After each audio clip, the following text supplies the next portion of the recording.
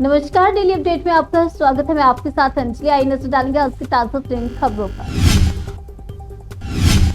Delhi police ने 1 करोड़ की चोरी का किया पर्दाफाश, आरोपी को बिहार से किया गिरफ्तार। दिल्ली पुलिस ने आदर्श नगर थाना क्षेत्र में हुई करोड़ों की चोरी का खुलासा किया है। आरोपी नागेंद्र चौधरी को बिहार से गिरफ्तार कर लिया गया। वह पीड़ित परिवार का घरेलू नौकर था।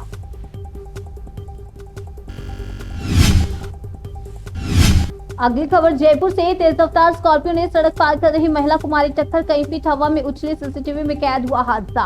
राजस्थान की राजधानी जयपुर में सड़क पार कर रही एक महिला को स्कॉर्पियो ने जोरदार टक्कर मार दी, जिससे वह करीब 20 फीट हवा में उछलकर सड़क पर जा गिरी। यह हादसा सीसीटीवी में कैद हुआ।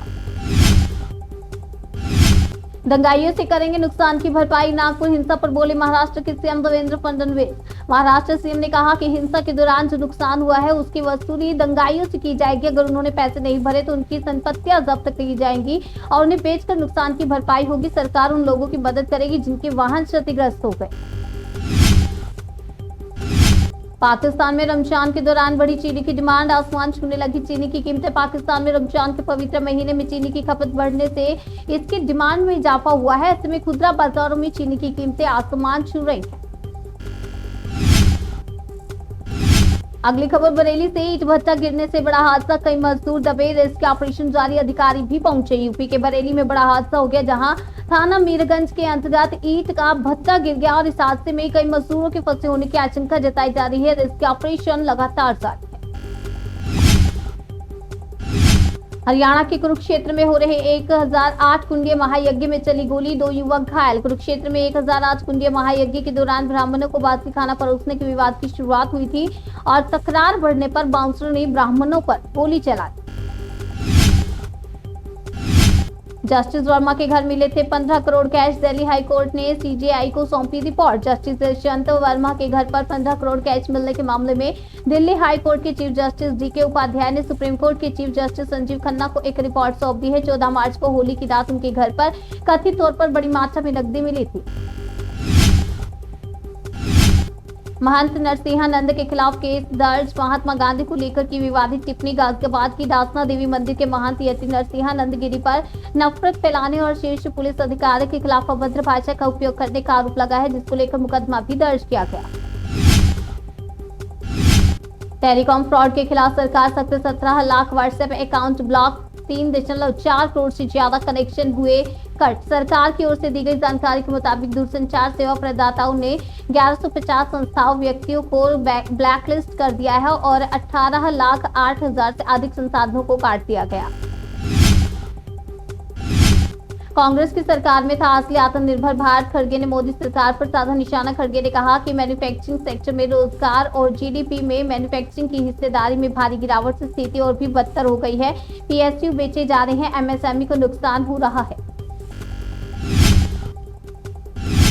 सिंधु नदी नहर विवाद, सिंध के जिलों में 25 मार्च को विरोध रैलियों का ऐलान। पीपीपी ने की लोगों से एकजुट होने की अपील। सिंधु नदी पर नहर निर्माण को लेकर पाकिस्तान में विवाद उभरा है। पीपीपी ने 25 मार्च को सिंध में रैलियां निकालने की घोषणा की ताकि संघीय सरकार को ये योजना रोकने के लिए मजबूर किया जाए।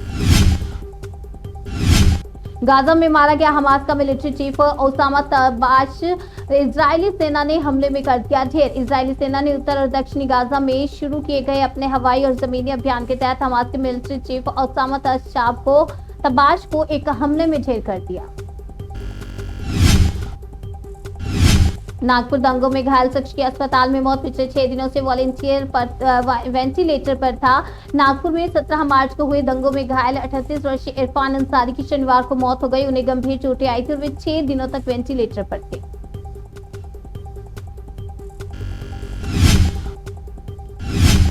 यूपी में शख्स ने नौकरी वाली 8 महिलाओं से की शादी, लाखों का निकलवा लिया लोन, पता चला तो उड़े होश। यूपी के सोनभद्र जिले में एक शख्स ने मैट्रिमोनियल साइट से शादी करके कई महिलाओं के साथ ठगी की। आरोप है कि शख्स ने 8 महिलाओं को अपने जाल में फंसाया और उनके लाखों का लोन भी निकलवा लिया।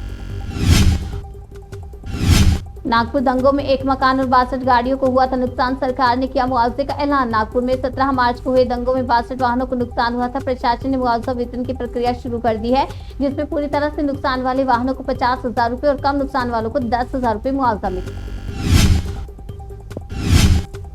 हरिद्वार में भी मेरठ कांड। बेवफा बीवी ने प्रेमी संग मिलकर पति को बेरहमी से मारा। लव मैरिज के बाद दिया धोखा।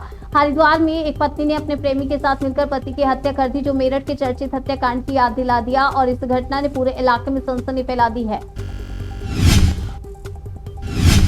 बीजेपी नेता ने अपने पति पत्नी बच्चों को मारी गोली, 3 बेटों की मौत, महिला की हालत नाजुक। सहारनपुर में एक बीजेपी नेता ने अपनी पत्नी और 3 बच्चों को गोली मार दी। इस घटना से उनके 2 बच्चों की मौत हो गई, जबकि पत्नी और एक बेटे की हालत नाजुक बनी हुई है। सूचना मिलने पर पहुंची पुलिस ने शव को कब्जे में लेकर पोस्टमार्टम के लिए भेज दिया। भारतीय सेना का मानवीय चेहरा। उरी में लापता 2 लोगों के शवों को पीओके से वापस लाने में की मदद। झेलम नदी में डूबने के बाद ये युवा लापता हो गए थे। भारतीय और पाकिस्तानी सेना के संयुक्त प्रयासों से शवों को बरामद किया गया है, जो मानवीयता का एक शानदार उदाहरण है। शवों को उनके परिवारों को सौंप दिया गया है। नीतीश कुमार के खिलाफ पटना की सड़कों पर उतरा महागठबंधन। सीएम का पुतला फूका, इस्तीफे की मांग। नीतीश कुमार के खिलाफ पटना में महागठबंधन के इस प्रदर्शन में आरजेडी, कांग्रेस और वामदल के नेता और कार्यकर्ता शामिल हैं। नागपुर दौरा करने की इजाजत न मिलने पर भड़के कांग्रेस विधायक विजय वडेट्टीवार का कहना है कि पुलिस ने पार्टी के नेताओं को नागपुर में हिंसा वाली जगह पर जाने से रोक दिया। ये सरासर गलत है। आखिर पुलिस को किस बात का डर है? क्या पुलिस कुछ छुपाना चाहती है जो उन लोगों को वहां जाने से रोका जा रहा है? डेली अपडेट में आज के लिए फिलहाल इतना ही। तब तक के लिए बने रहिए हमारे साथ और देखते रहिए जनसेतु न्यूज़, जन से सरोकार।